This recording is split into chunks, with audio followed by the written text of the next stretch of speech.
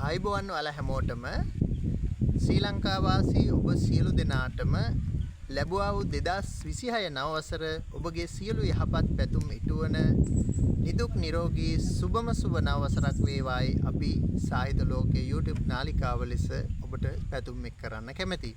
ඒ වගේම සාහිත්‍ය ලෝකයේ YouTube නාලිකාව නරඹන සියලු තේවගාකරුවන්ටත් මෙරට කෘෂිකාර්මික ශේෂ්ත්‍රයේ සිටින සියලුම ගොවි ජනතාවටත් ඔබගේ සියලුම තේවතු කෙත්වතු වගාබිම් සරු වෙන සුබම සුබ නව වසරක් වේවා කියලා ප්‍රාර්ථනා කරන්න කැමැතියි.